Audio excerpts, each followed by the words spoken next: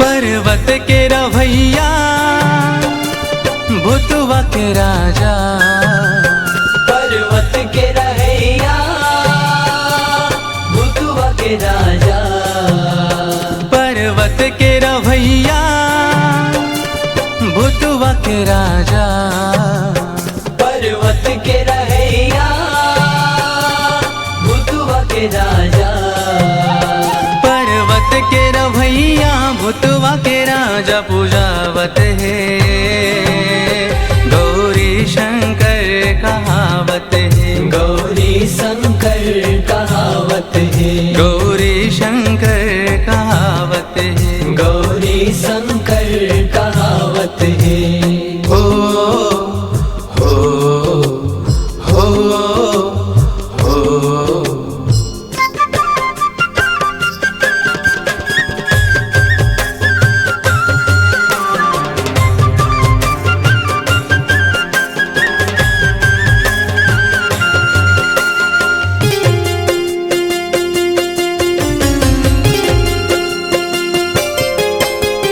चंदन खड़ुआ तोर पौरी में सोहे, चंदन खड़ुआ तोर पौरी में सोहे, बघवा के छाला तोर कमर में सोहे, बघुआ के चाला तोर कमर में सोहे, चंदन खड़ुआ पौरी में सोहे, बघवा के छाला कमर में सोहे, अंग भभूत लगाए हो गौरी शंकर कहावत है, गौरी शंकर कहावत है, गौरी शंकर कहावत है, गौरी शंकर कहावत है।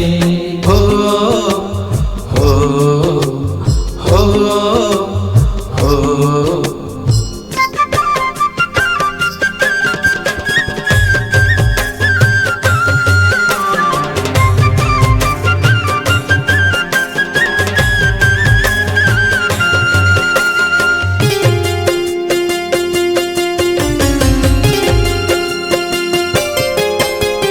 खड़ग त्रिशूला एक हाथ में सोहे, खड़ग त्रिशूला एक हाथ में सोहे, डमरू हसूखर दूजे हाथ में सोहे, डमरू हसूखर दूजे हाथ में सोहे, खड़ग त्रिशूल एक हाथ में सोहे, डमरू दूजे हाथ में सोहे, डूमी गला में और माए हो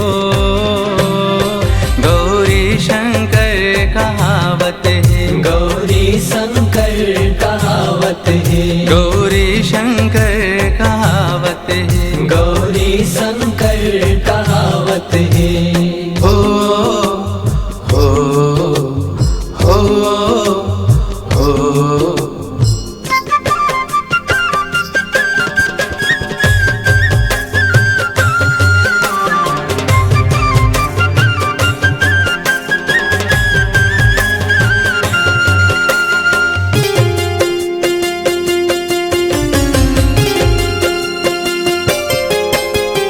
बीच के कुंडल तोर कान में सोहे, बीच के कुंडल तोर कान में सोहे, दूजे के चंदा तोर माथ में सोहे, दूज के चंदा तोर माथ में सोहे, बीच के कुंडल कान में सोहे दूजे के चंदा माथ में सोहे माँ गंगा जटाले बुहाए हो।